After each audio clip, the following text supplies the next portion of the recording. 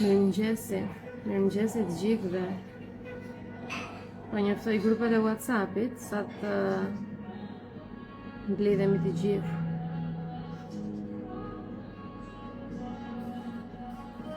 Ju përshëndes që të gjithëve.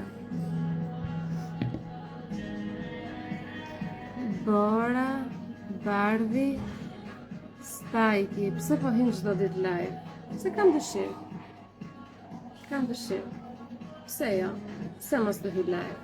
Pse mos të shpërndajmë dritë e dashuri? E para se kam dëshirë, e dyta se kam çfarë të jap. E treta se i zbukuroj ditën njerëzve. E katërta që të hysh veti, mos të hysh te telenovelat ose te lajmet e ditës ose çka gatuajnë tetot në televizor, po të hysh këtu. Të mos është diçka të bukur.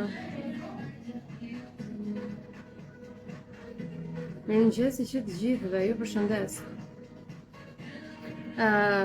Sot kemi 6 arsyet kryesore, shkaqet pse nuk ndryshojmë dot. Pse jemi të bllokuar dhe pse bllokojmë në veten tonë kur e dim shumë mirë që ndryshimi i zakoneve është shumë i rëndësishëm, por nuk e bëjmë dot. Pse nuk ndryshojmë dot, pse nuk lexojmë dot një libër, pse nuk bëjmë dot një trajnim, pse dëgjojmë shumë po veprojmë pak. Bëhemi gati? Blok shënimesh, relax. Unë po pres të më vi pak pija, që të pi pak diçka. Edhe do filloj me shpjegimin me ju. Shiko, ka dhe diçka me këto live, Instagrami është shumë e thjeshtë, nuk është se për shembull të erdha te shtëpia, unë të hapa derën e shtëpisë, të hyra në shtëpi, të ngela aty në divan. Edhe ti nuk shpëton dot. Instagrami është del, po deshe rri, po deshe mos rri. Në këto live është shumë e thjeshtë, ata që duan dhe kanë dëshirë, patjetër, ata që jo mund të vazhdojnë. Është zgjedhje e lirë. Faleminderit.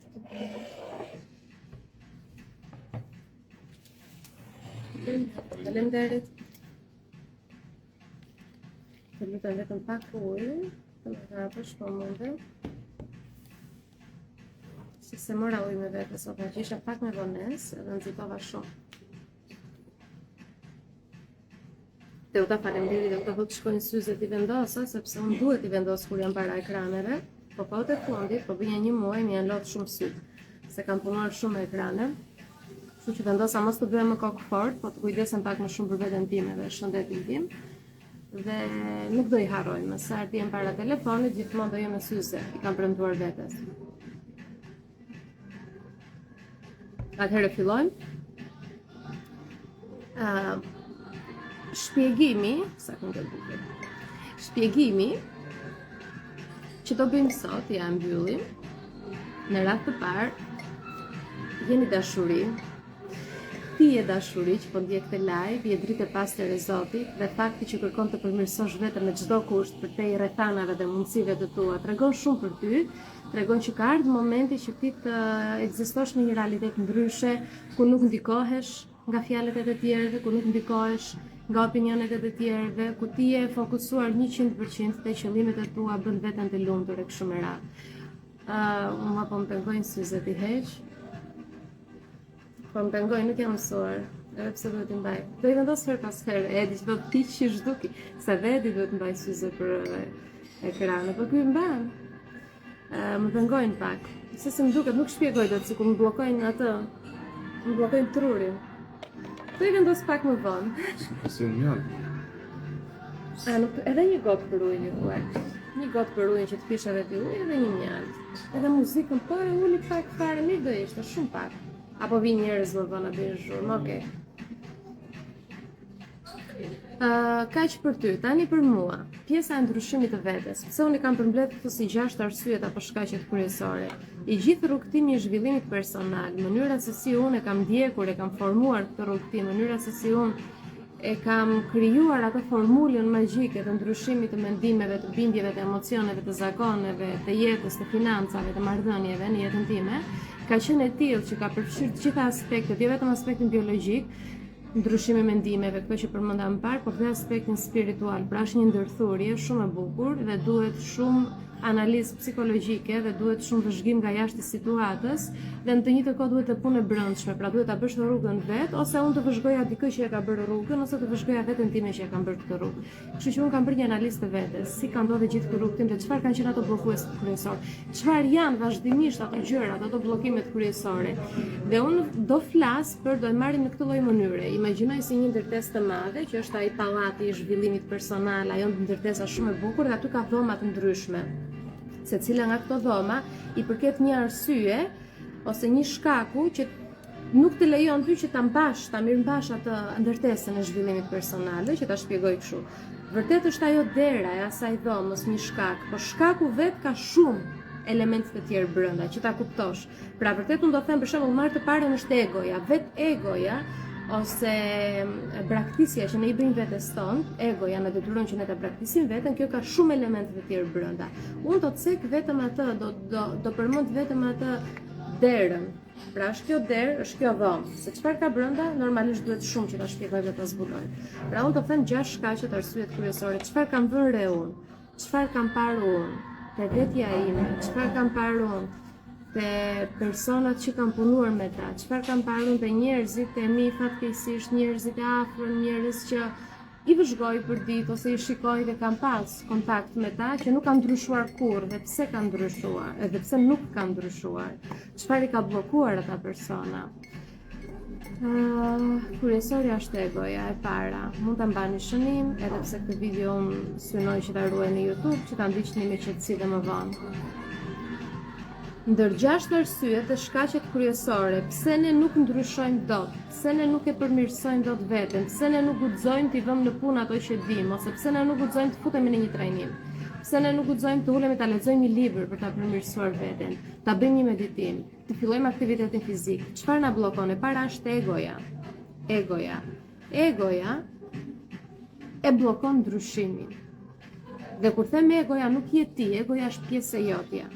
Se shumë njerëz e marrin si sulm kur i thua që e ke shumë të zhvilluar egon. Unë nuk jam egoist.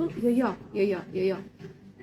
Ti ke shumë element përbërës. Një ndër ato element përbërës është dhe egoja.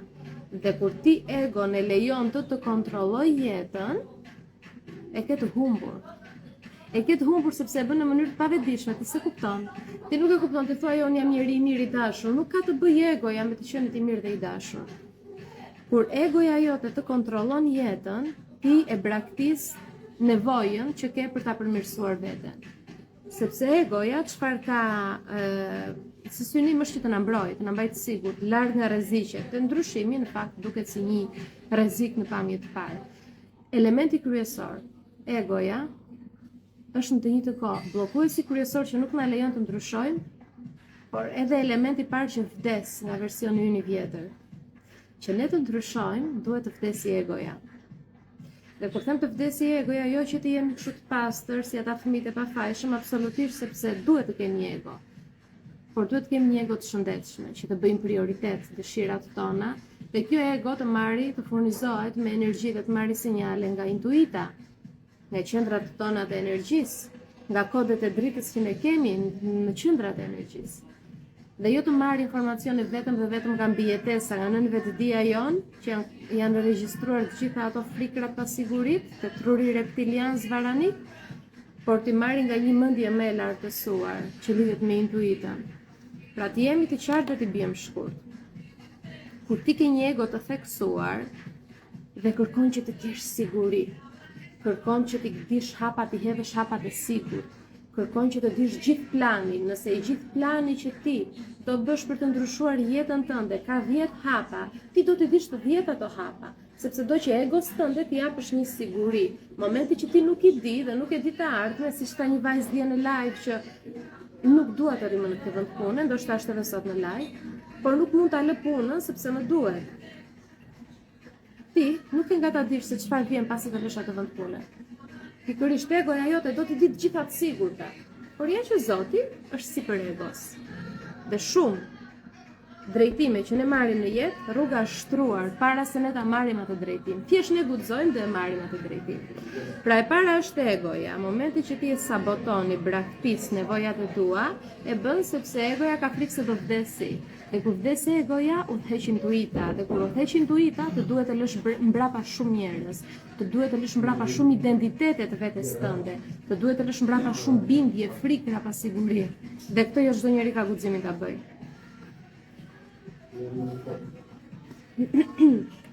Kalojmë te e dyta. Shiko, të katërta këto të parat janë më në një nivel mendje trup, këto katër arsyet e para që unë kam listuar janë në një nivel mendje trup, aspekti biologjik, psikologjik. Ndërsa dy të fundit janë spirituale, por që normalisht lidhen edhe me aspektin shkencor.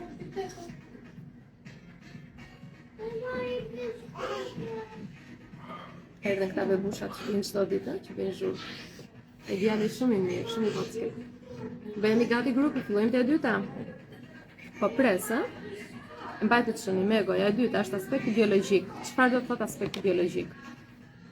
Programimi biologjik që ne njerëzit kemi. Po ta analizojmë pak më thellë mënyra se si ne njerëzit jemi programuar, na mban larg rreziqeve. Pra ne jemi programuar në një mënyrë të tillë që si specie të mbijetojmë dhe mos të ndërmarrim riske, mos të guxojmë, mos të provojmë gjëra të reja, mos të provojmë gjëra që si kanë provuar të tjerët para nesh, mos të provojmë gjëra që të tjerët i kanë provuar para nesh dhe kanë dështuar, mos të provojmë gjëra që të tjerët para nesh i kanë provuar dhe janë gjykuar, janë kritikuar, janë ironizuar, janë bullizuar. Pra, aspekti biologjik, programimi ynë njerëzor është i tillë që të na mbajë të sigurt, të na mbajë gjallë. Dhe vazhdimisht gjatë jetës, ne përpiqemi të bëjmë gjërat e sigurta, të hedhim hapa të sigurt, të ecim në atë rrugë që na jep siguri, të ecim në atë rrugë që jemi të qetë, nuk na duhet të bëjmë diçka shtesë vetja jonë. Që ta kuptosh se çfarë dua të them, është një term që përdoret që është biasi negativ, që ne njerëzit kemi tendencën t'i kushtojmë më shumë rëndësi negative se sa pozitives.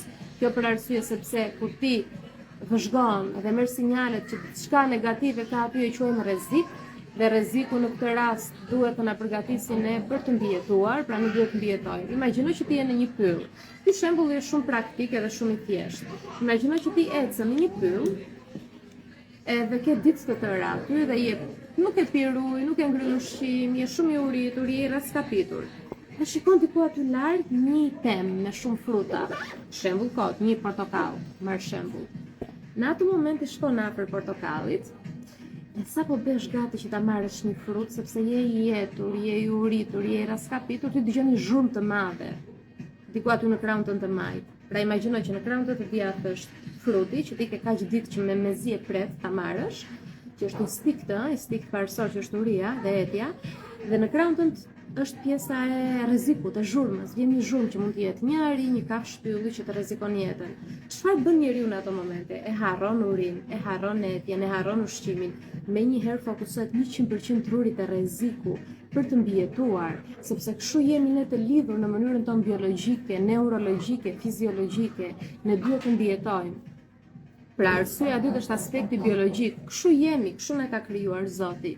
Mundemi të jemi ndryshe sigurisht, unë prandaj jam këtu para teje, të tregoj rrugën se si ti jesh ndryshe, se si ti ta riprogramosh gjithë sistemin tënd e energjisë, gjithë sistemin tënd nervor. Por si fillim kjo është baza jonë, ne jemi të programuar për të mbijetuar. Dhe normalisht që kur truri kushton më shumë rëndësi mbijetesës, ti harron përmirësimin e vetes, ti harron trajnimet, ti harron librat, ti harron fitnessin, ti harron të gjitha ato gjërat që vërtet janë për të përmirësuar jetën tënde. Por fokusohesh te rreziku, mos më mbarojnë lekët, mos nuk më del koha të kushtoj rëndësi vetes time, duhet të rrinë këtë vendin e sigurt, pastaj ndërhin dhe egoja, ndërthuret aspekti biologjik me egon. Pra, aspekti i dytë, shkaku i dytë është aspekti biologjik, që jemi të qartë. Vazhdojmë te e treta.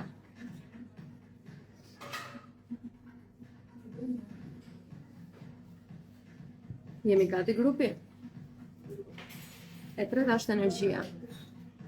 Që ti të ndryshosh kërkohet energji, që i quajmë ndryshe, energjia jetësore, energjia që vën në lëvizje gjëra.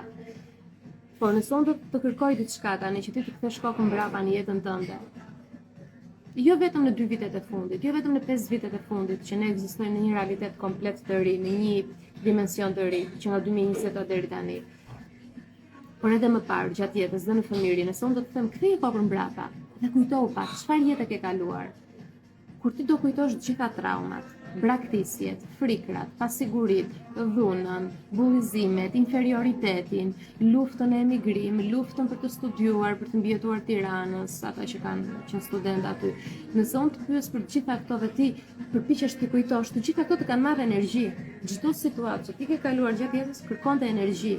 Vetë situata jote, sidomos ata prindër që sfidojnë me fëmijë, mund të kenë fëmijë në spektrum në autizëm, me probleme të ndryshme shëndetësore, mund të kenë humbur personin e zemrës që kanë pas në krah.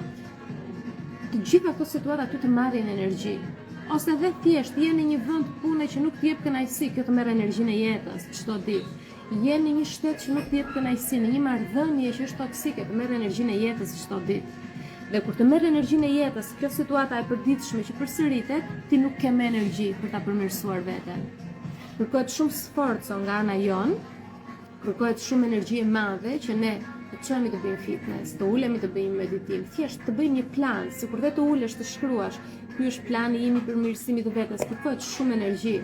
Dhe ne shpesh herë atë energji nuk e kemi, sepse e kemi shpenzuar dhe e kemi shpërndarë në të gjitha këto aspekte që unë përmenda. Pra elementi i tretë është energjia. Në fakt, mirë do ishte që ta përmend pak dhe aspektin e rrëzimit shpirtëror këtu, sepse të gjitha këto që unë përmenda janë faza të ndryshme të rrëzimit shpirtëror.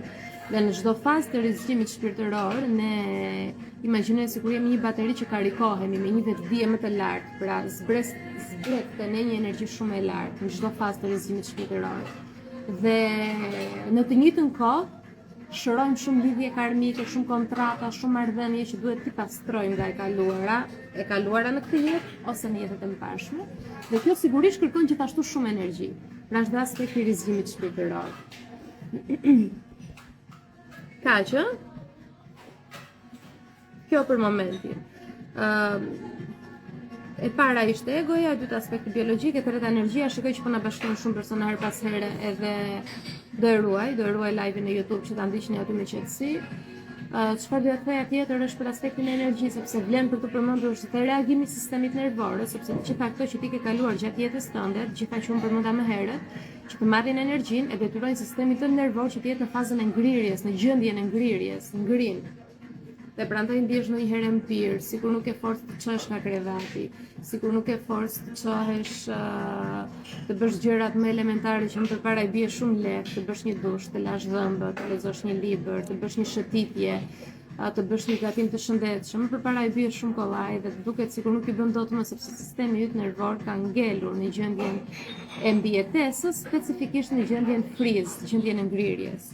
Kjo ka të bëjë me energjinë, prandaj normalisht kur je në këtë gjendje ke të vështirë të përmirësosh veten. Të gjitha këto rikuperohen, që të jemi të qartë, që të gjitha këto rikuperohen edhe mund ta përmirësojnë veten sigurisht.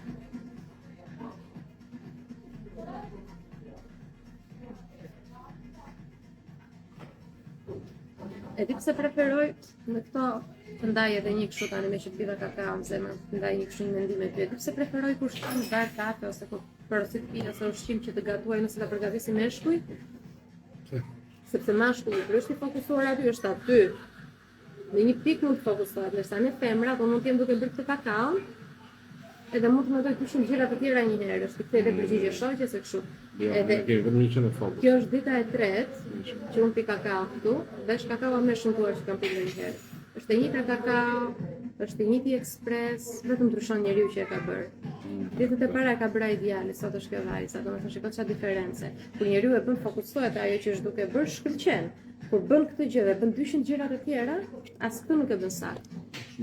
Reflektoja tani me këtë. Prandaj ndoshta jam edhe kështu pak si mashkull në mënyrën se si funksionon, që kur jap makinës që thua ti në çdo gjë, se kam shumë atë energjinë time mashkullore. Unë kur bëj këtë, kur jam training, kur jam live, harroj të tjerë. E kam fokusin këtu po. 100%. Po kjo kakao në fakt nuk pihet, po do e pi se është pija ime, hajde. Vetëm provoj pak çashin ka. Ti njëherë që se bëj çdo që pihet. Anyways, jemi te 4, ta vazhdojmë. Vazhdojmë, ngacmojmë plakën akoma më shumë, futemi pak më thellë. Shiko, këto ushtrime që unë po t'jap ty, je kam thënë dhe vetes sime. Shiko që kam shkruar këtu. 1, 2, 3, 4, 5, 6, 7. Pasi bëra këto ushtrime, fillova të shkruaj dhe nuk ndalon të dora. Duhet punosh me këto ushtrime, duhet ulesh të pyesësh veten çfarë egoja ime, aspekti biologjik, energjia, traumat. Duhet ta vëzhgosh vazhdimisht se egoja në çdo moment të ditës kërkon të marrë kontrollin. Duhet ne të dimë se si të kemi rri aty, mua do më heqi zemra dhe intuita. Duhet jemi vazhdimisht në vëzhgim të vetes. Traumat. Aspekti 4. E thashë, ngacmojmë pak më shumë plagën. Traumat edhe energjia e bllokuar. Traumat nuk ndodhin në një moment të caktuar të jetës dhe ngelen aty dhe harrohen. Traumat mund të harrohen nga mendja jone e vetëdijshme, mund të ndodhin në një moment të caktuar dhe ne mendojmë që i kemi harruar, ne mendojmë që kaluan aq ishte, por pasoja e traumave, dëmi që trauma i bën sistemit ton nervor dhe brendësisë son, emocioneve tona, sistemit të bindjeve të mendimeve, sistemit të energjisë chakrave, pra impakti që trauma ka, që kjo ngjarje ka, lë shenja për gjithë jetën deri në momentin që ne e shërojmë. Pra trauma vërtet mund të harrohet nga mendja jone e vetëdijshme, sepse unë tani e kam mendjen të shijoj kakaon, e kam mendjen të shpjegoj juve, e kam mendjen të vazhdoj me ditën time, se do marr vajzë nga terapia, do vazhdojmë ditën, por aty në prapa skenat e mendja jone pa vetëdijshme, e gjithë historia që ka ndodhur luhet akoma dhe është aty. Pra trauma na bllokon, nuk na lejon ta përmirësojmë veten, sepse çdo ndryshim, të jemi të qartë, çdo ndryshim pozitiv apo negativ, jo vetëm ndryshimi pozitiv që të përmirësojmë veten, por edhe ndryshimi negativ. Për shembull, dikush kalon një sfidë në jetë, atëherë përkeqësoj shumë, themi ne që kaloj një sfidë po e rrëzoj. Për shembull, unë kalova atë sfidën 2024-2025, po nuk më rrëzoj. Pse nuk më rrëzoj? Se kisha punuar me traumat, nuk kishte çfarë të zgjonte brenda meje. Ato pak gjëra që i zgjoj, i shërova unë. Për shembull, mbi pesha, që kur je mbi peshë nuk vlen budalliqe të tilla, i shërova unë ato. Por nëse nuk do kisha bërë punën me traumat në fëmijërinë time, nuk do isha çuar dot më në këmbë. Me gjithë ato goditje dhe sfida që jeta më jepte. Pra, të jemi të qartë, edhe ndryshimet negative, edhe sfidat, po edhe ndryshimet pozitive, ne na ngacmojnë traumat, ngacmojnë energjinë e bllokuar brenda nesh. Dhe kur kjo energji ngacmohet, del egoja, opa, thot egoja prit, jo, sepse vdes unë, sepse unë jam e lidhur me traumat, vdes unë sepse unë po fajsoj veten time për traumat, sepse unë të bëj të urrësh të tjerët që të shkaktuan traumat, pra egoja do luftë, egoja do urrëti, që ti jesh e izoluar, ti jesh vetëm e mbrojtur. Pra, traumat ngacmohen sa herë ne përpiqemi ta përmirësojmë veten. Prandaj puna me veten duhet bërë, e ndjejmë apo se ndjej.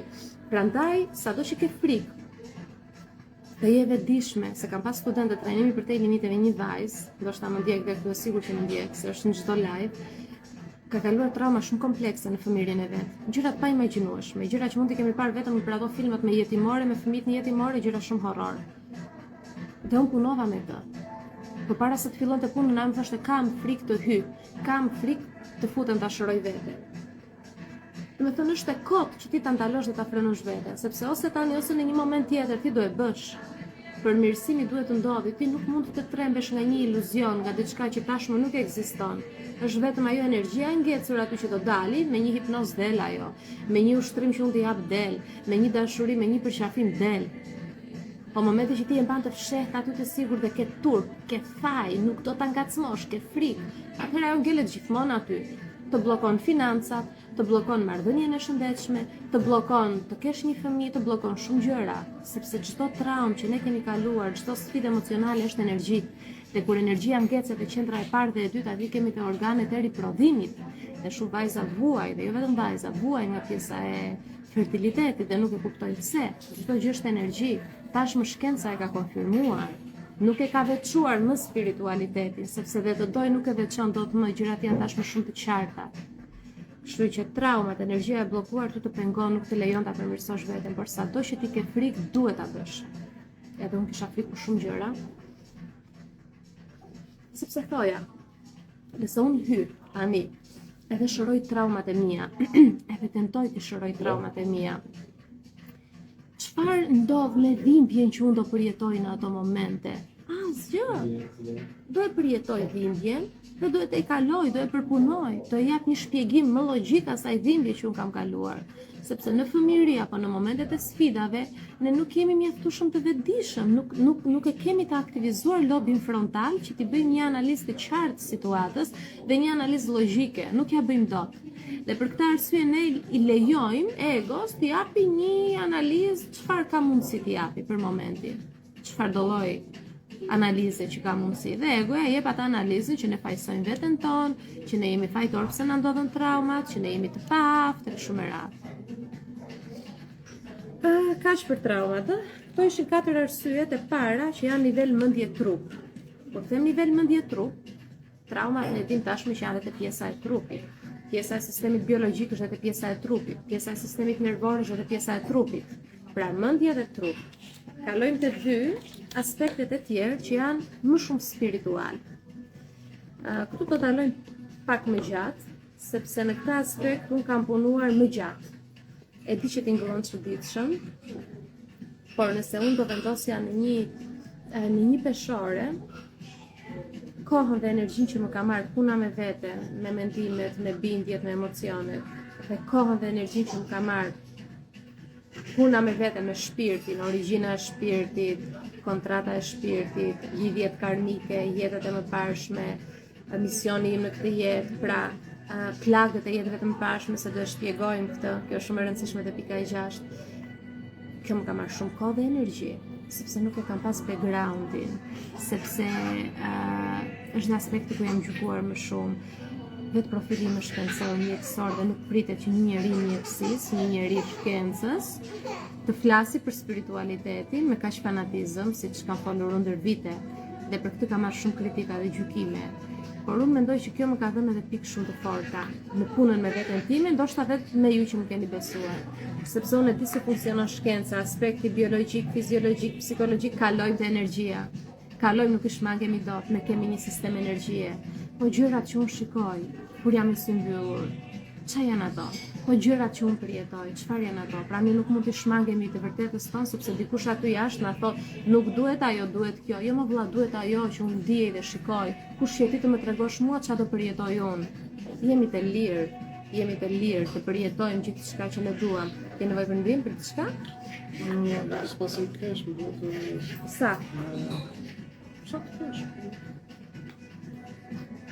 Do lëvizësh tani ti? Jo, ja 10 minuta. Për porosi po thua? Edhe një porosi e imja? Apo ajo është porosia ime? Okej. Jo, pra nuk kesh. Okej. Ja më falni vetëm pak, ë? Ja, fëmë. Ja, pse më afton do universi, ti japë më shumë lehtë. Jo, po mendoj është edhe një porosi e imja. Që do vi sot. Jo, nuk është ajo, nuk kam marrë. Okej. Për diçka tjetër. Tani jemi të 5 dhe të 6. Janë spirituale, kërkohet më shumë ndjeshmëri, më pak logjik, kërkohet të flasim pak më shumë nga zemra. Disa njerëz besoj ke dëgjuar në jetën tënde, ke dëgjuar dhe ndoshta po e përjeton ose e ke përjetuar në jetën tënde, që të më kënaqi ky bebi vogël. Që të shikosh njerëz që janë të ndjeshëm, ose të shikosh njerëz që preken me një herë, emocionohen me një herë, ndoshta je edhe ti një nga këta persona, nëse je një nga këta më dërgoj një këshu, ose një zemër, diçka këtu që ta kuptoj, e ke përjetuar ndonjëherë këtë ndjesinë që ti je një nga këta persona që prekesh me dhimbjen e tjetrit, që ndihen dhimbjen e tjetrit, ose për shembull të vjen keq për kafshët, të vjen keq për njerëzit që janë më të dobët, si të moshuarit, si fëmijët. Ti nuk je i dobët, se shumë persona e kanë gjykuar për shumë gjatë veten. Unë jam një nga ata që kanë gjykuar se pse jam kaq e dobët, pse nuk jam dhe unë e pashtirt, siç janë shumica, s'duan t'ia dinë për njerëzit, duan vetëm veten e tyre. Po sepse ne ndryshojmë, sistemi yt i energjisë është ndryshe. Sistemi im i energjisë është ndryshe. Ja ta shpjegoj pak. Jo të gjithë njerëzit jemi një lloj dhe jo të gjithë kemi një lloj densitetin e dritës në ADN-n ton, sa fjalë bukurisht, densitetin e dritës në ADN-n ton, jo të gjithë kemi një lloj dritë brenda nesh. Ka njerëz që e kanë shumë të theksuar dhe kanë ardhur në emisionin ta shpërndajnë. Ka dhe njerëz të cilët për momentin janë aty në qefin e tyre, në egon e tyre dhe ndoshta në këtë jetë nuk arrin dot që të kenë aq dritë sa të bëjnë edhe të tjerëve. Arrin vetëm të jetojnë atë jetën normale për veten e tyre, të shikojnë vetëm jetën e tyre dhe prapanicën e tyre, troç muhabeti. Kjo është shumë okay. Këtu si fillim jemi të jetojmë jetën tonë, të dalim zot vetes, por nëse ne ndijemi të bëjmë mirë, do bëjmë mirë. Nëse ne ndihem që shikojmë dikë që vuan dhe prekemi, nuk do themi ama varja, e ndihen bëje. Pra sistemi yt i energjisë arrin të ndijej edhe të shikoj dhimbjen e të tjerëve. Dhe kjo nuk quhet dobësi, quhet empati. Ti jesh empatik, nuk e ka çdo njeri këtë cilësi. Është një element spiritual, një dhunti spirituale, një dhuratë spirituale. Dhe në përgjithësi e kanë ata njerëz që vinë edhe nga prindër të tillë. Vinë edhe nga gjyshër të tillë. Janë njerëz të cilët shoqërohen edhe me njerëz të tjerë të tillë. Sepse është shumë vështirë për shembull që të shoqërohesh, prandaj ne zgjedhim shpesh herë të rrim vetëm, sepse është shumë e vështirë që të shoqërohesh me persona të cilët shikojnë vetëm veten e tyre, nuk e ndiejnë dhimbjen e njerëzve të tjerë, nuk e ndiejnë ato dëmshurin për kafshët, ose njerëz që thonë nuk i dua kafshët, unë menjëherë i eliminoj nga jeta ime. I eliminoj sepse dikush që nuk do kafshët, nuk do as njerëzit. Dhe dikush që nuk do njerëzit, për çfarë dua unë? Është një person që vetëm merr, ai që nuk do veten, nuk do e veten e do ai në një nivel egoje, po jo në një nivel shpirtëror. Ai që nuk do kafshët, nuk do njerëzit e tjerë, ai vetëm merr, nuk di t'i japi. Sistemi yt i energjisë është si një derë xhami, dhe ta shpjegoj pak shumë thjesht që ta kuptosh. Nuk është nevoja të shkruash, mos mbaj shënime, do ruaj në YouTube, do i shënosh më vonë tani, thjesht më dëgjoj me vëmendje. Shiko, këto shpjegime që unë bëj janë 1% shumë e vogël e atyre që unë ndaj të trajnimi për te limiteve njerëzore, që të jemi të qartë, nuk do ndaj çdo gjë nga trajnimi, janë persona që e paguajnë atë trajnim, kështu që nuk është e drejtë ndaj në live të gjitha. Por një pjesë të mirë, të paktën këto dy elementë u dua të ndaj, sepse çdo njeri duhet të arrijë të kuptojë se si nga se është i përbër, të gjitha elementet e vetes së vet. Fundja kam dëshirën ta bëj.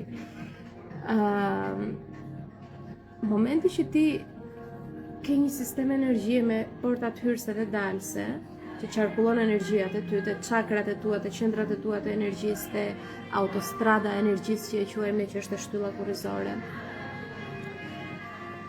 Momenti që kjo energji funksionon normalisht dhe qarkullon normalisht, te njerëzit që janë empatik, sensitiv, kjo energji është si të jetë një derë xhami. Pra, imagjino një shtëpi me një derë të zezë, të errët ose të bardhë, që ti shkon troket aty, edhe pret ta hapin derën që të shikosh.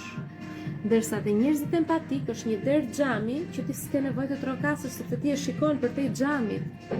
Zemrën që ka ai person, dritën te sytë e atij njeriu ose empati që ka ai për të tjerët. Prandaj ky është njeri me zemër të mirë duket, sepse sistemi i energjisë është i hapur. Kjo është gjë shumë e mirë, sepse këta persona vinë këtu si shërues, vinë këtu si mentor, këta persona vinë këtu si prindër të fëmijëve me probleme, sepse dinë se si ta suportojnë një problem të caktuar. Por për ne që e kemi këtë sistem energjie në këtë lloj forme, duhet të dimë të bëjmë një mbrojtje shumë të fuqishme të aurës. Dhe mbrojtja ndonjëherë vjen me mënyrë shumë të drejtë për drejtë të folurit, siç e kam unë, sepse kjo i largon ata njerëz që nuk e kuptojnë energjinë time dhe mban pranë ata njerëz që e lexojnë këtu, nuk më dëgjojnë çfarë them, po e lexojnë këtu informacionin. Por në përgjithësi personat që e kanë këtë lloj sistemi energjie duhet të dinë si të mbrohen. Dhe kur ti je i ndjeshëm kaq shumë, e ke të pamundur ta përmirësosh veten. E para sepse mendon për gjithë njerëzit e tjerë, nuk të del radha të mendosh për veten tënde. E dyta sepse e lidh edhe pak me atë rrezikun, thua mos lëndohem, sepse unë gjithmonë jam lënduar. Pra, nuk është kaq e thjesht gjëja që unë jam dembele e nuk kam më fuqi të punoj me veten, unë jam dembele dhe ngela unë e bëra divanin grop. Jo, janë gjërat shumë të thella, janë gjërat shumë të fshehta. Ne njerëzit jemi, kaq sa të thjesht jemi, pasi punojmë me veten, jemi shumë të thjesht për të kuptuar, por jemi dhe shumë të komplikuar në momentin që nuk punojmë me veten.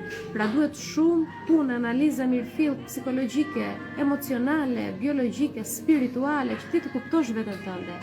Dhe prandaj doja ta bëja këtë live, sepse edhe dikush që ka ankth, që thotë kam ankth dhe kam vite që rri me ankth. Ti ke vite që rri me ankth për këtë arsye, Ti je njeriu i parë që ti do ta ndihmosh veten, por ti nuk mundesh ta ndihmosh veten për këtë arsye që unë përmenda. Dhe në përgjithësi personat që janë empatik sensitiv vuajnë shpesh nga ankthi. Nuk është rastësi. Se themi ne që për shembull jemi shumë motra vëllezër, më kanë thënë shumë persona që kanë ardhur në trajnimi, vetëm unë vuaj nga ankthi, ata të tjerë dhe kanë terezi, po sepse ata normale, kush shikon veten e tij terezi e ka. Kush është kaq empatik, ka sistemin e energjisë të hapur, mendon për gjithë të tjerët, mendon për padrejtësitë që bëhen në botë, normalisht ndikohet. Ose traumat që ka kaluar, sepse dikush më tha, të njëjta traumat kalova dhe unë dhe vllai. Vllai kanë terezi, ndërsa unë vuaj edhe sot e kësaj dite, sepse ndryshon sistemi i energjisë. Nuk jemi të gjithë njësoj. Jemi të qartë deri këtu grupi? Ti hapa komentet. Jemi të qartë deri këtu, keni mbajtur shënim.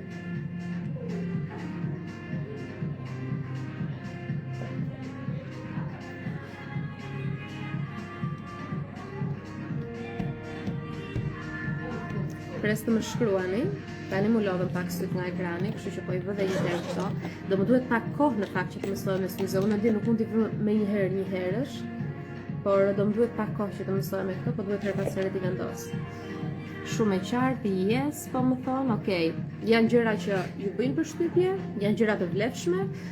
Më komentoni, sidomos ju që do e ndiqni më vonë. Kam një lajm të mirë për të gjithë ju.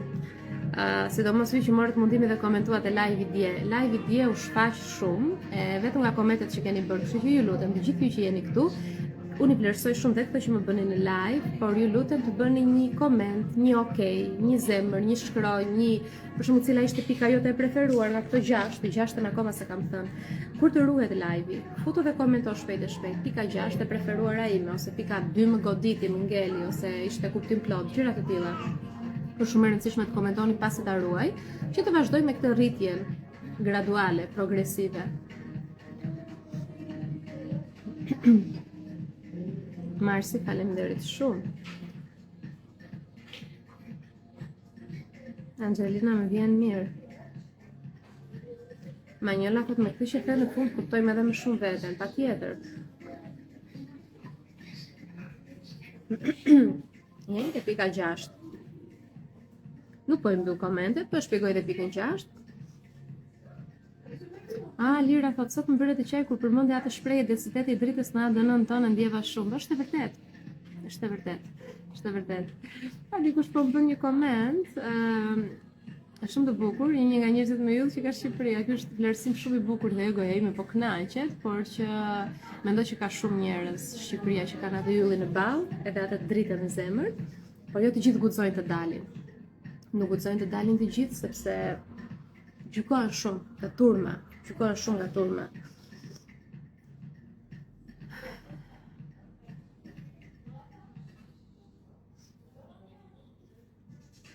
Shqipe thot faleminderit që gjën kohën për neve, është kënaqësi. Kohën e kemi të gjithë, po varet çfarë kemi prioritet. 2026 për mua është prioriteti që unë e pare punës dua të marrë çdo mundësi që më jepet, që më jep kënaqësi.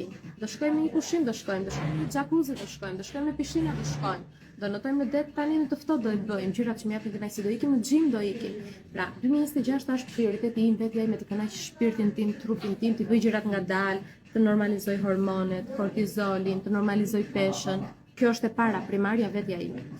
E dyta është të bëj gjërat që ndjej në karrierë, në profesion, në akademi, në Instagram. Domethënë këtë ndjej unë të bëj tani. Dua të dal, ta shpërndaj dritën time, atë që kam këtu e mendoj dua ta them live, se unë reflektime të tilla i bëj non stop në mendjen time, në kokën time.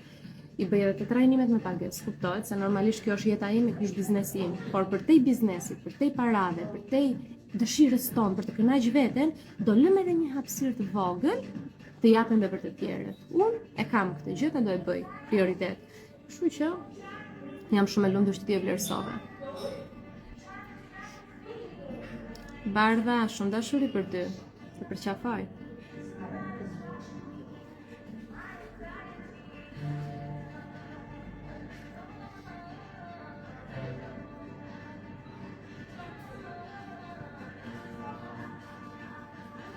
Atëherë, Ornesta thot, shumë faleminderit dhe unë jam shumë e ndjeshme si ta mbrojmë aurën tonë ose të thithim energjinë të tjerëve. Kjo është një temë shumë e avancuar që hyn te spiritualiteti i avancuar, janë metoda dhe teknika që unë i ndaj me studentët. Te trajnimi, Tani do jemi shumë të sinqertë, do me thënë unë jam këtu live dhe do jem çdo ditë këtu live të ndaj tema të ndryshme që ka të bëjnë me çdo aspekt të zhvillimit personal që ti të kesh të krijosh një ide në mendjen tënde se ku ke nevojë të punosh me vete, por janë dhe shumë aspekte normalisht që unë do i ndaj me ata që paguaj, sepse unë kështu jetoj, unë nuk është se punoj rrogtari diku. Kjo është puna ime, ky është biznesi im. Formoj veten time, zhvilloj veten time, reflektoj eksperjenca e jetës, formimi profesional, fuqizohem akoma më shumë profesionalisht, guxoj të i kaloj veten, dal këtu bëj live, njerëzit më dëgjojnë, më gjykojnë, më shikojnë, punë e madhe, jo vetëm telefon, dhe pas telefonit, dhe normalisht unë do paguhem për këtë. Është diçka e re në Shqipëri, jo dhe aq e re, që në vitet e fundit është shtuar shumë dhe do shtohet akoma më shumë dhe prioritet. Puna që bëhet me veten, zhvillimi personal do bëhet primar, prioritet. Kështu që pjesa e pagesës, pastaj trajnimi me pagesë është diçka që vijnë vetëm ata që kanë dëshirë, kanë nevojë, kanë mundësi mbi të gjitha. Por unë prap do dal do flas për ata që s'kan mundësi, se nuk do i dënojmë. S'ke mundësi ti hajtë të dënoju. Unë kam plot mjaftueshëm, jetoj në bollëk, ku sa më shumë jap, këtu më shumë sjell Zoti. Unë jetoj në bollëk. Kështu që do jap edhe për ju që s'keni mundësi. Jam njeri i mirë, nuk e di nëse jam njeri i mirë, por kështu e ndiej për momentin. Kur nuk do e ndiej, nuk do e bëj më. Shumë e thjeshtë. Nuk më pëlqen këto etiketimet njeri i mirë, jo, nuk jam njeri i mirë fare. S'dua të etiketoj me mirë apo e keqe apo jo. Duhet jem e lumtur, duhet jem e qetë, me paqe me veten. Njerëzit gjithmonë do flasin. Çfarë mësime mora unë para se të ndaj pikën e 6, t'ju jap edhe një mësim shumë të bukur që mora në 2025-ën dhe 2026. Njerëzit do të hedhin poshtë kur nuk kanë më interes, si një lec këtë vjetër. Kur nuk kanë më interes, të marrin dhe të hedhin kështu, pavarësisht se ju ke dhënë shumë, pavarësisht se ti ju ke ndryshuar jetën, të hedhin poshtë kur nuk kanë më interes. Prioriteti është vetja ime. Shumë e thjeshtë. Informacioni paguhet me lek, eksperienca e jetës paguhet me lek, shkollimi paguhet me lek. Si të shkon blen bukën, si të shkon te psikologu, si të shkon te doktori, edhe këtu do paguash me lek. Çfarë bëju live është nga unë për ty. Ama të kërkosh më shumë? No way, s'ka. Nuk t'i jap. Nuk t'i jap më shumë. Nuk t'i jap, do ja jap atyre që sakrifikojnë dhe vinë këtu. Sakrifikojnë.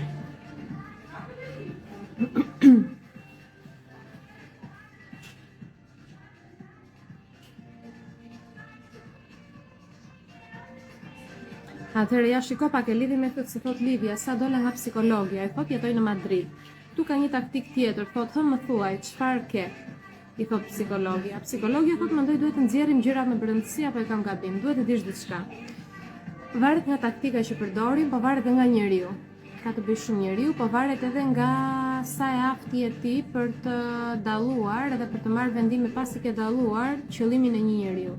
Shumica e psikologëve kanë thjesht punë me ti shkon aty dhe ajo do të shkosh sa më shumë.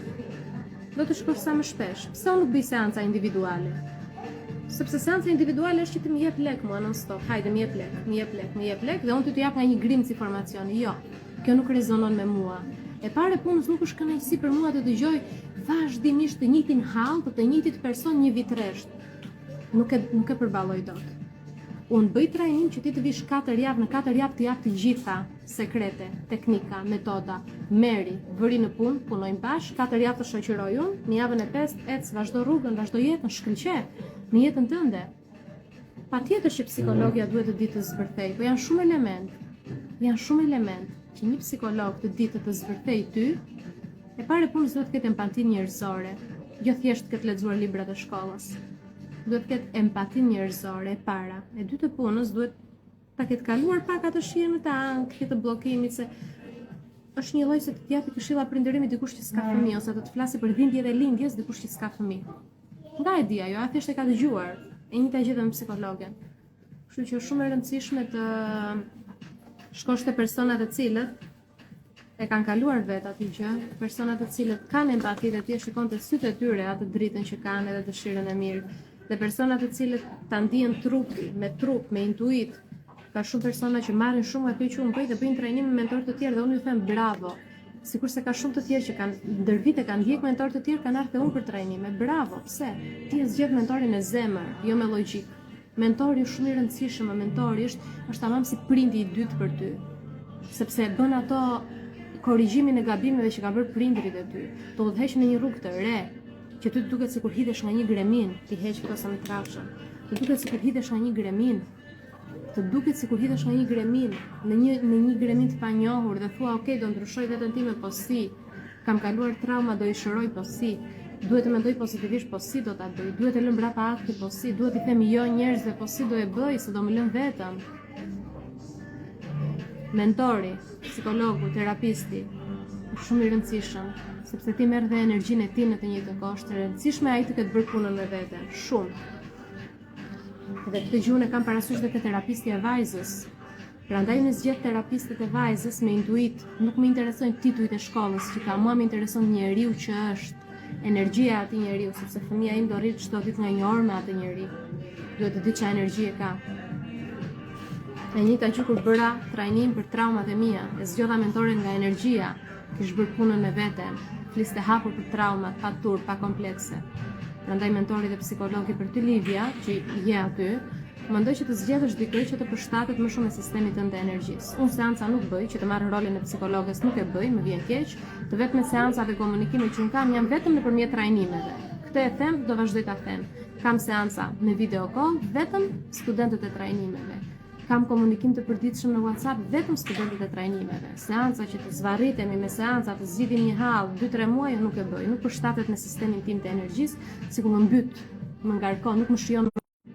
Po thoja nuk më shijon në puna ime, dhe unë duhet të më shijoj puna që bëj, se nuk e kam thjesht punë, unë e bëj me pasion. Momenti që ikën pasioni dhe momenti që unë dal këtu në live, si e detyruar, nuk e shijoj këtë që bëj, do marr një drejtim tjetër.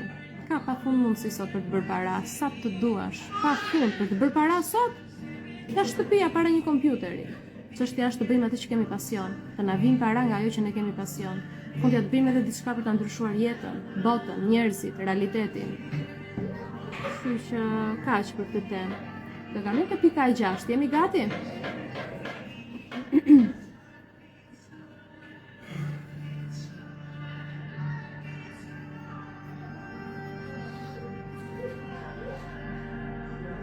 Pa tjetër, sepse Livia thot ndoshta gjua bën të vetë, normalisht. Gjua jote parësore është shqipja, asaj është spanjishtja, normale që është edhe barriera e gjuhës. Edhe shumë fjalë që ti ke marrë programimin me gjuhën shqipe, shumë fjalë sado që ta bësh atë riprogramimin në një gjuhë tjetër, nuk godet një lloj. Nuk godet një lloj, nuk arrin ta ndihesh një lloj, edhe gjua është barrierë me vete.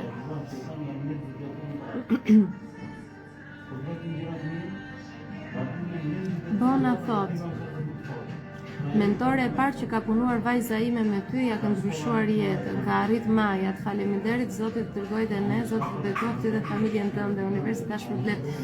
Bona, faleminderit shumë për vlerësimin, por nuk e di kush është vajza jote. S'po më kujtohet, nuk e di. Jam shumë e lumtur njëherë që vajza ka arrit maja dhe ta arri lart e më lart. Të lutem, bëni një screenshot këtij komenti se është shumë i bukur i Bonës.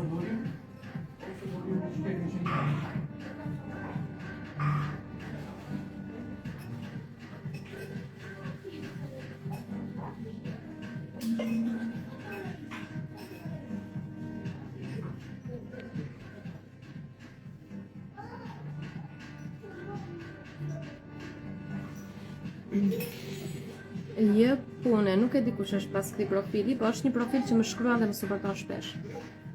Përshëndetje Ana e dritë, atëherë ti më shkruan me shpjegimet sepse thot. Më ke dalë në momentet që kisha më shumë nevojë. Ty kuptova që pas ka zgjidhje për këtë që po kaloja, gjithmonë ka zgjidhje. Ankthi ka zgjidhje, depresioni ka zgjidhje, vetbesimi ulët ka zgjidhje. Kjo gjendje e bllokuar që shikon çdo gjë errësir ka zgjidhje. Çdo gjë ka zgjidhje, por duhet të kërkosh ndihmë, duhet të futesh një informacion të ri, duhet të shikosh një video, duhet të lexosh një libër, duhet të dëgjosh një podcast, duhet të bësh një trajnim, duhet të gjesh një mentor, duhet të gjesh një terapist, duhet të kërkosh ndihmë, sepse vetë je fut në atë lëmsh, dikush tjetër do të ndihmojë të dalësh, ama gjithmonë ka zgjidhje.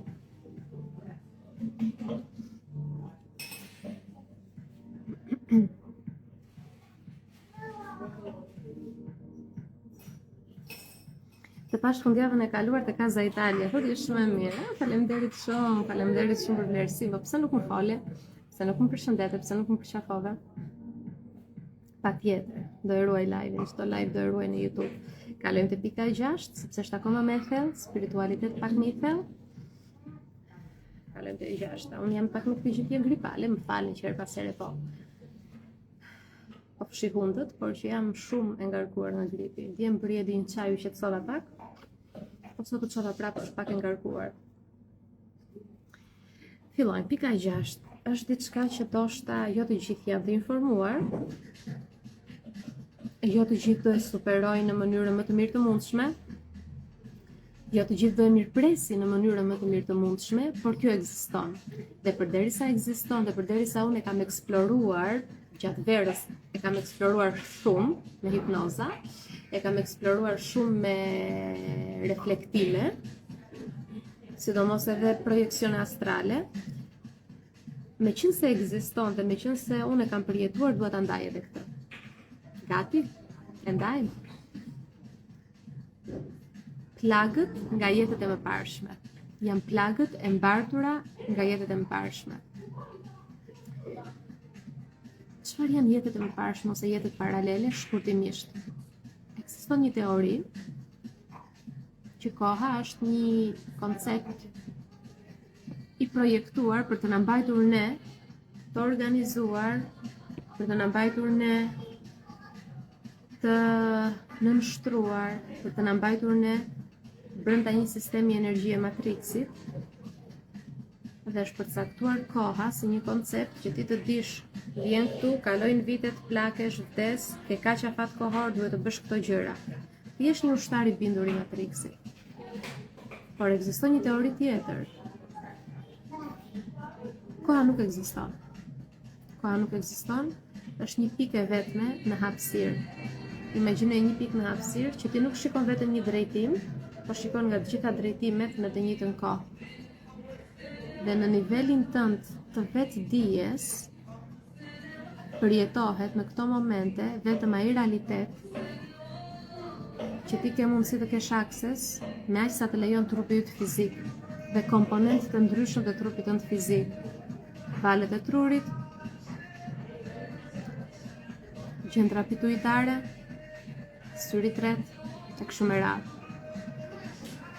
Momenti që ti arrin të përjetosh realitetet të tjera, kupton që ti s'ke jetuar vetëm këtë jetë, ti ke jetuar shumë jetë të tjera, që mund të quhen jetë paralele ose jetë mëparshme, dhe ka më shumë shkencë këtu brenda se sa mendojmë ne, ka shkencë këtu brenda.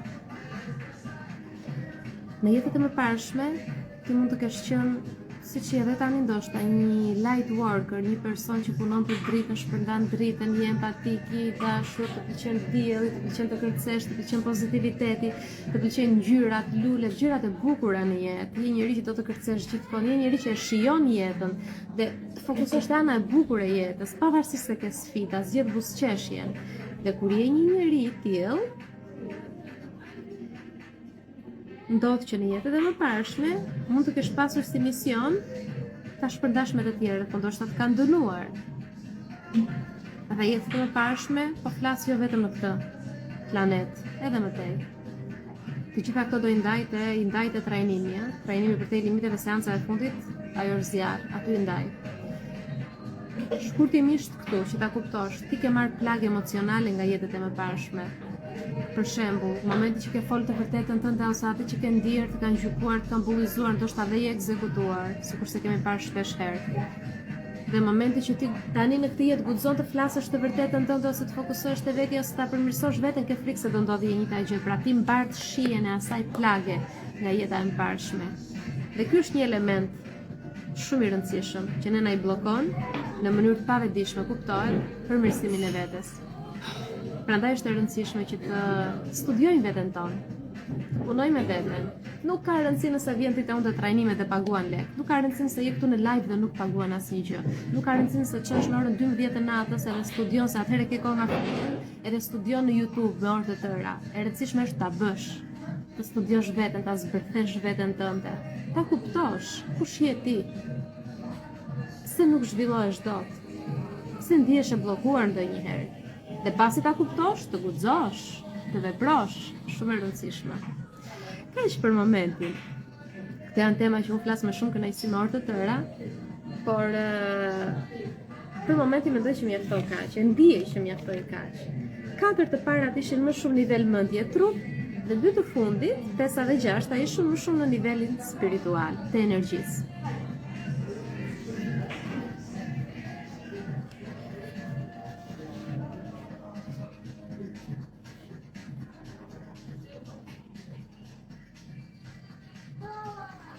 është një tjetër gjë ti lexosh gjëra dhe tjetër gjë ti shpjegosh ti. Unë jam një ndër studentët që bëra trajnimin në Behar.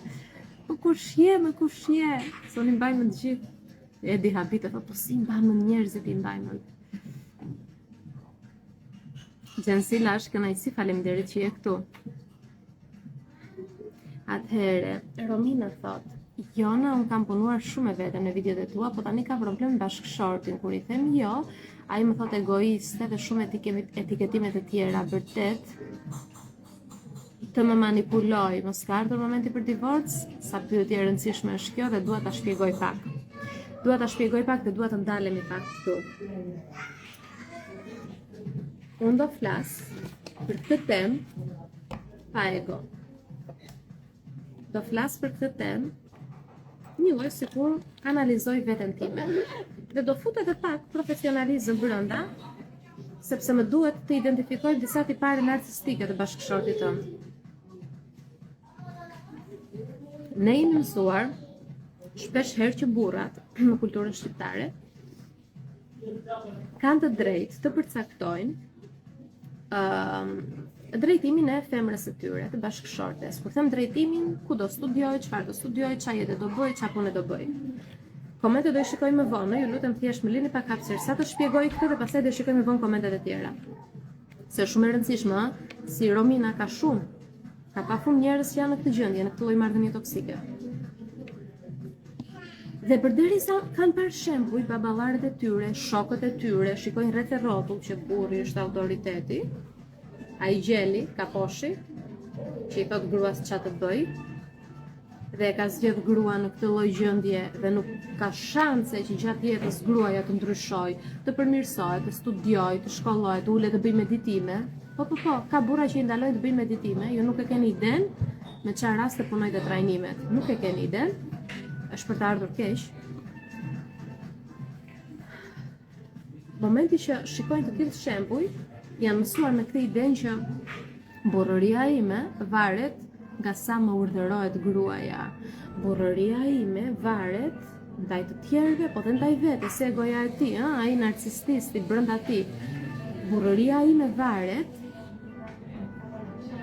edhe sa më detyron mua kjo ta përmirësoj veten, sepse një grua që përmirëson veten, ai bashkëshorti është i detyruar 100% të ndryshojë dhe ai të ecë me atë ritëm, ose do gjelet aty në vend. Kur dy elementet e një martese, bashkëshorti dhe bashkëshortja, të dy punojnë me të njëjtin qëllim për të përmirësuar veten dhe ecën, nuk ka rëndësi kush fillon i pari, burri apo gruaja. Rëndësi ka që të dy, ndoshta me pak konflikte në fillim, po të dy vendosin të ecin para, sepse normalisht ka dhe konflikte, nuk është fush me lule, edhe unë kam pas konfliktet e mia në martesë. Këtë vizion dhe këtë imazh që kam pasur në mendje, Edi nuk e ka suportuar që në fillim. Ama Edi kush tani është duke përmirësuar veten. Kemi lirinë tonë të dy. Jemi të lirë në veten tonë, sepse i lejojmë liri njëri tjetrit. Për hapësirë, për zhvillim personal, ç'më duhet mua çfarë bën ai me zhvillimin e tij. Ai mund të dojë të ikë në hënë nesër, është e drejta e tij të shkojë të më thotë dhe mua çfarë bëhet aty. E njëjta gjë dhe me mua. Pra duhet jemi të lirë, por kur ecin të dy në të njëjtin drejtim, martesa shpëtohet. Nëse personi është kokfort, i pazhvilluar, narcisistik, të ofendon, të gjykon, të bën atë dënimin me heshtje ndonjëherë kur ti bën diçka të mirë për veten dhe je e lumtur dhe i thua shiko, bëra këtë gjithë sot, shiko, dhe ai rri kështu, ema, që mundohet të të uli dhe të besimin, mundohet të të uli entuziazmin, mundohet të të bëj që mos ta kesh më dëshirë ta bësh atë gjë. Ky person është shumë i rrezikshëm. Nuk do flas për divorcin, për mua fjala divorc mua nuk më pëlqen. Fjalën divorc unë do e konsideroja në rastet kur është bërë puna me veten dhe puna me tjetrin. Divorcin unë e konsideroj në rastet kur ka dhunë, ka tradhti, ka abuzim psikologjik të vazhdueshëm, kur njëri nga partnerët është narcisistik. Divorcin e konsideroj kur është pasiv në financa bashkëshorti, nuk sjell asnjë lek në shtëpi, vetëm pret nga ty ta kalon ty barrën, jeti burri i shtëpisë. Divorcin unë e konsideroj në raste kur partneri yt nuk të lejon që ti të zhvillohesh, por pasi është bërë puna, pasi ti ke fol me të, ulesh me të, flet, bisedon, tenton, mundohesh, flisni dhe me familjet. Patjetër. Dhe momenti që ti e shikon që je vetme, etiketohesh me epitete shumë të ulta, ti e di shumë mirë. Momenti që etiketohesh me epitete që në të vërtetë nuk të takojnë ty. Thjesht ti do të përmirësosh veten tënde, ti do të bësh një shkollë, ti do të bësh një meditim, ti do të jetosh jetën e lumtur, ti do ta shikosh bashkëshortin të buzëqeshur, të përqafoheni, të shkëmbeni dashuri, të bëni një jetë normale, jo jetën e kalbur që është marrë shembulli nga më përpara, sepse ai realiteti më përpara nuk ekziston më. Në momenti që ti e bën vazhdimisht bisedën në nivel ndjenjash, dhe ai sërish qëndron aty stoik në atë narcisizmin e tij, në atë egoizmin e tij, dhe nuk zhvillohet, atëherë po, divorci edhe mund të konsiderohet. Por që unë si Jona jam shumë pro martesës së shëndetshme. Pra nuk do doja që me problemin e parë të divorcohem. Bëj njëherë punën me veten, bëj njëherë punën biseda të dy bashkë, dhe pastaj mund ta mendosh divorcin. Edhe diçka, do t'jap një sekret shumë të vogël, të votë skërpare, që shpresoj ta vësh në punë ti dhe çdo vajzë që është në këtë gjendje në këtë situatë. Mos ndaj asgjë me bashkëshortin, kur e shikojnë që ai nuk të mbështet, mos ndaj asnjë gjë me të. Mos ndaj asgjë me të. Asnjë gjë, kur them asnjë gjë me të. Bëj në heshtje, bëj në fshehtësi të gjitha. Gjithçka bëj në fshehtësi. Një trajnim, një meditim, çdo gjë bëj në fshehtësi, sepse kështu ka ndodhur. Dhe vajzat që më vinë të trajnimi. Shqyre mbarova shpjegimin sepse u shtuan shumë njerëzit.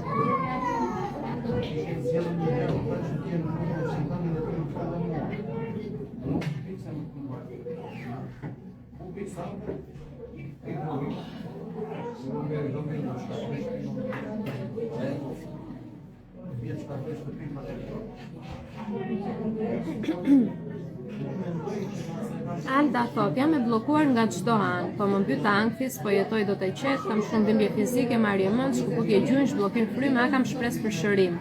E para e punës ti nuk je sëmur. Ti je shumë e shëndetshme, thjesht je në një gjendje psikologjike dhe emocionale shumë konfuze, që nuk arrin dot të shikosh me qartësi të gjitha mundësitë dhe bekimet që ti ke në jetën tënde. Pra, ti ke mbyll me një perde të zezë, komplet gjithë realitetin aty jashtë, dhe ti shiko vetëm me rësirë dhe thua, nuk më ecën asgjë, po të hapësh atë perden, çdo gjë të ecën.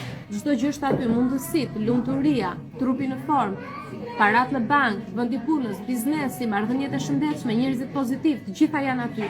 Po kur ti hap perden e mendjes, kur ti e nxjerr mendjen nga errësira, patjetër që ke përshërim, shpresë për shërim. Shpresë për shërim kanë dhe ata që po vuajnë nga kanceri, kanë shëruar vete nga kanceri, kanë pasur trajnime, kanë lexuar pafund histori. Për sa ku jemi gjallë, kemi shpresë për të lëviz malet nga vendi. Po Zoti ku është? Ai Zoti që na ka krijuar. Ku është? Ktu është. Duhet ne të besojmë më shumë, duhet të hedhim hap, jo thjesht të besojmë, se shiko. Të rish këtu ku je dhe të besosh nuk ndryshon asgjë, duhet hedhësh hapa. Duhet hedhësh hapa të gjithë ata që vuajnë nga ankthi. Nuk dua t'ja heqin këtë mundësi vetes. Mos rri më gjatë në errësirë. Për çfarë rri? Ai ke parë vlerësimet e njerëzve që më dërgojnë mua këtu në Instagram. Unë për ty postoj ato. Nuk i postoj për veten time. Ja kanë dalë. Shumë nga ata janë këtu në live që ti shikojnë. Kanë botuar libra. Kanë bërë këngë. Kanë ardhur në trajnimin e ankthit. Duke qartë seancat me mua. Qanin, ç'a do bëj unë? Si do ja dalun? Ja ku janë tani shkëlqejnë jetë. Pse? Sepse hodhën, hapin, morën vendimin. 14 janar të presë të trajnimi, të gjithë ju që vuani nga ankthi, mos rini më të strukur në errësirë. Edhe mos mendoj që, po kjo më thot mua sepse unë ja paguaj trajnimin, është zero, ajo që ti paguan në krahasim me atë që merr. Lëre, mos mendo për mua, mendo për veten. Mos mendo për mua, mendo për veten. Bëje investime për veten tënde. Se askush s'ta i ka borxhe të na bëj të ecim para. Unë mezi pres datën 5 shkurt, filloi një super trajnim dhe unë dhe Edi. Po, kam paguar të bëj një trajnim. Ç'më duhet mua pse kush më ka borxh mua të më zgjidhë financat? Jo, është detyra ime. Kush të ka borxh ti të zgjidhë emocionet? Është detyra jote. Merr vendimin, paguaj që ta vlerësosh dhe kapu me thonjë, te jeta dhe ec para. Patjetër që ke mundësi. Patjetër që ke mundësi të shërosh, sigurisht.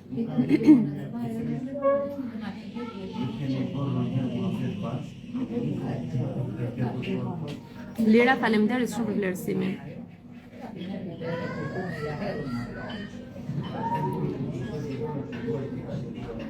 Elona thot, Jona, pse jap shpjegime kur më pyesin, nuk përgjigjem shkurt, shpjegohem kot pa lidhje e pa ma kërkuar.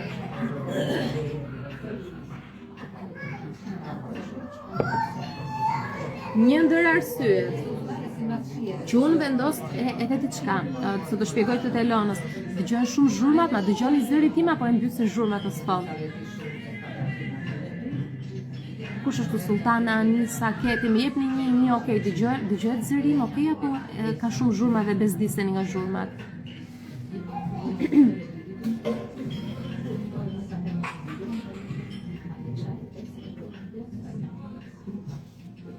Dëgjoj mirë, okay, faleminderit, vazhdojmë. Pyetja, hajde Jona, hajde. Elona, pse jap shpjegime, thot më përgjigj. Okej. Pra pse shpjegohem kot pa lidhje, pa ma kërkuar dikush? Pra themi jo dhe jap shpjegime. Ose më thot dikush si kalove dhe i tregoj gjithë ditën time. Për këtë e ke fjalën, besoj. Një ndër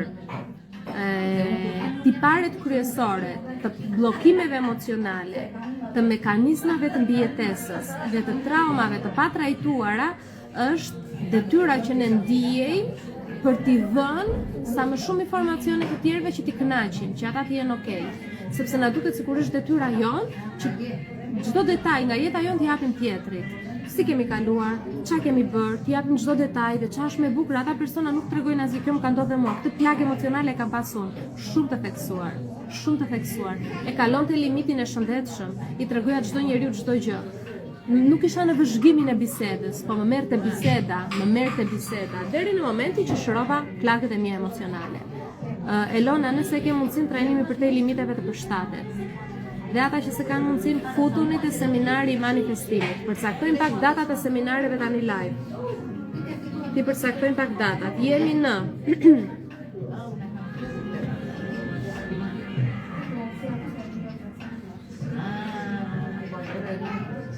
12 janar do jetë seminari për anktin, për të menaxhuar anktin, ose mund të jetë dhe nesër në mbrëmje, do ju njoftoj. Do ju njoftoj te grupet e WhatsAppit edhe në story këtu. Dhe data 12 do jetë për manifestimin, sepse aty do flasim edhe për pjesën e bllokimeve emocionale, si na pengojnë për të manifestuar jetën që duam. Prandaj tash të pres aty. Kështu që data 11-12 ose 12-13 do ju njoftoj, por do bëj 2 seminare që do jenë në Zoom dhe kapaciteti është vetëm 300 persona. Jo më shumë, vetëm 300 veta do të mundësi të marrin pjesë. Kështu që Elona e dashur, duhet puna me bllokimet emocionale. Duhet puna me bllokimet emocionale. Sepse unë kisha këtë element shumë të theksuar te vetja ime, jashtëzakonisht shumë të theksuar. Domethënë, gjithë kohën jepja shpjegime, ose kur thoja jo, nuk mundem, se duhet të bëj atë, se po s'bëra atë, jepja shpjegime njerëzve. Ti nuk i detyrohesh askujt asnjë. Ne nuk i detyrojmë, askujt nuk i detyrohesh. Unë si detyrojmë askujt asnjë shpjegim, askujt më, asnjë gjë nuk i detyrojmë. I detyrojmë vetëm fëmijës tim, derisa ta çoj 18 vjeç dhe ta zhvilloj plotësisht. Që ajo të jetë një fëmijë si gjithë të tjerët, që po shkojmë shumë shpejt drejt asaj dhe jam shumë mirënjohës e Zotit. Ka që detyrojmë fëmijës tim. Ty? Bashkëshortit? Njerëzve në rrugë? Farefisit? Zero. Pse të t'japun dy shpjegime për dëshirat e mia? Pse të t'japun dy shpjegime se si vendosum ta kaloj ditën time? Jo, më në asnjë mënyrë. Por duhet të bësh punën me veten që të arrish në këtë nivel vetbesimi. Sepse vetbesimi i lartë është këtu, supozohet. Po që ti ta arrish ta përjetosh, ke shumë shtresa, bllokime emocionale, shtresa, lëndime emocionale, shtresa, bindje dhe mendime negative dhe imazhe negative që ti ke për veten. Dhe momenti që ti je këtu poshtë, nuk ke se si ta përjetosh vetbesimin e lartë. Duhet t'i eliminosh një nga një dhe qëndron këtu, në vetbesim të plot, si vetja jote e vërtet. Po duhet shumë punë me veten. Dhe kur them punë me veten, nuk është se e them thjesht për Instagram, duhet puna me veten për Instagram. Unë po punoj akoma me veten dhe më shijon kaq shumë. Më shijon puna që bëj me veten. Gërmoj akoma më shumë. Madje tani po gërmoj dhe po punoj në një lidhje pak më të shëndetshme mendje-trup. Që të forcohet ajo lidhja mendje-trup, sepse ndonjëherë shkëputet edhe dobësohet te ne. Dobësohet shumë kur kemi kaluar trauma, kur e shikojmë, për shembull kur humbasim peshë, kur shtojmë peshë, dobësohet ajo lidhja, edhe duhet forcuar pak më shumë.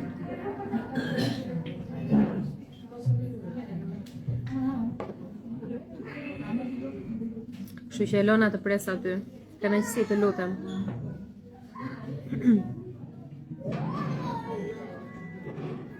Atëherë, ju saktësoj pak.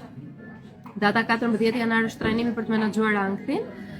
Për ata që kanë interes më dëgjoni deri në fund, sepse kam edhe këto seminaret falas që do ju shpjegoj se çfarë do bëjmë. Kryesorja një herë, një zemër, një gjë, pasi ta ruaj këtë video, që të shfaqet e sa më shumë persona. Nëse e bëjmë 1 javë apo 2 javë këtë gjën, kështu do rikthehet Instagrami im prap. Do rikthehet dhe çdo video që unë bëj do ju shfaqet, do keni mundësi ta shikoni. Se deri tani shumë persona ende po më shkruajnë kur postove jona se unë nuk e pash, kështu që duhet pak kohë të rikuperohet. Edhe pse do komunikoj dhe me suportin e Instagramit, sikurse ju thash, po pres ditën e hënë në fakt. Kështu që trajnimi për të menaxhuar anktin data 14 janar do jemi në orën 6 në pasdite me seancën e parë të prezantimit dhe mendoj ta bëj një open class, do jetë një klasë e hapur, që do kemë mundësi të marrin pjesë jo vetëm ata që janë regjistruar te trajnimi, po dhe çdo person tjetër që ka dëshirë të shikoj se çfarë kanë përfituar këta persona dhe çfarë do përfitojnë. Nuk do jetë seancë merfill, që unë do shpjegoj për ankthi, po do shpjegoj se si do vijoj trajnimi. Do jetë në datën 14 janar, në 6 mbasdite. Edhe linkun do e dërgoj te grupi i WhatsAppit që është vetëm për anktin. Data 18 janar, në orën 6 mbasdite, do bëhet një open class për trajnimi për te limiteve njerëzor, që do jetë linku vetëm te grupi i vetdijes, jo zhvillimi personal. Do jepet vetëm aty që janë shumë pak persona, diku te 300 persona. Është grup WhatsAppi. Por këto trajnime i bëjnë vetëm ata që paguajnë. Janë trajnimet me pagesë që unë ofroj, që ti ke kontakt çdo ditë me mua për 4 javë, të udhëheq, të mentoroj çdo ditë, të vëzhgoj çdo ditë në ushtrimet që ti bën, ku i ke bllokimet e tua, kur ti do të heqësh dorë, unë të jap shumë suport, do flasim për çdo element përbërës. Këto që unë përmenda tani janë vetëm 2%, 3%. E shpjegova, këto janë vetëm ato dyert kryesore, se çka ka dhoma brenda, mbas asaj deri do i zbërthejmë të gjitha të trajnimet. Do bëjmë një live në Zoom që do jetë mbasdite ose mbrëmje, nuk e di orën e saktë, do diskutoj dhe me Edin, si kemi mundësi ta mbajmë vajzën, nëse do ma mbaj Edi vajzën, që të kem mundësi të bëj në Zoom seminarin falas deri në 300 persona, do jetë për anktin dhe tjetri për manifestimin. Dhe të dyja këto do lidhen me 2 trajnime, prandaj mos mungoni te këto 2 seminare, sepse këto do lidhen me trajnimet. Do ju japin një mundësi më shumë për të marrë pjesë të trajnimet. Kaq mund të them për momentin. Kështu që këto janë ato çfarë unë do ofroj. Pastaj, pasi të fillojmë trajnimet në datën 18 janar dhe mëtej, do vazhdojmë këtu serin live, do vazhdojmë live-et, do vazhdojmë zhvillimin e vetes. Dhe kur them do vazhdojmë zhvillimin e vetes me element përbërës, kuptohet që ti të ndryshosh vazhdimisht atë perceptimin që ke për veten dhe për jetën. Se shumë nga ju mendojnë që unë jam në gjendje ankthi, ja kam ushërim. Si mund ta mendosh ka mushërim? Njerëzit po shërojnë vetëm nga kanceri. Ti mendon nga ankthi, sepse të është bërë lavazh truri, sepse dëgjon aty jashtë non stop që është i smur i shkreti, ka pas ankth, është i smur. Po kur ma thon ndonjë në bisedë sipër me ndonjë person që rastis, mos unë seleksionoj shumë njerëz, të rri shumë larg njerëzve që nuk kanë vetdijet e lartë, shoqëroj vetëm ata që kanë një farë niveli vetdije. Dhe kur ndodh ndonjëherë që flasin për ti thonë po, sepse ka pas ankth i shkreti edhe ka qenë kështu jo mirë. Shikoj një herë them okay, nuk i reagoj. Ke ankth tani, po ti mund të shkëlqesh në jetë. Ke ankth tani se çdo do ngelesh në pasoja, ç'a pasoja?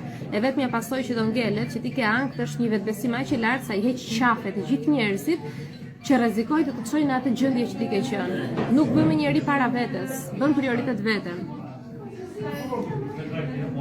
Atëherë, për qafime dhe shumë dashuri për të gjithë. Tani është momenti që ne ta mbyllim live-in. Ka qenë shumë efektiv, kemi shpjeguar shumë gjëra, 6 elementet kryesor dhe jo vetëm, ju lutem një zemër te komentet, një okay, një fjalë, cila ishte pika jote. Kyçe, nga këto 6 që të tronditi më shumë, që pati më shumë impakt te ty edhe të zgjidh atë dëshirën që do ta studiosh pak më tej, cila nga këto 6 që unë shpjegova, ma lër te komentet pasi unë ta ruaj live-in. Do jemi pushim nesër dhe ditën e hënë në orën 9:30 do shihemi sërish këtu live me një temë tjetër të cilën do e ndaj në story. Kështu që mos mungoni, banofshi sa më mirë, shijojeni fundjavën në kushtet që jemi, edhe ju dërgoj shumë dashuri dhe faleminderit që ishit këtu. Shpresoj që të ketë qenë i vlefshëm ky live për ju, sepse unë kënaqa shumë. Po e mbyll dhe shihemi në vazhdim.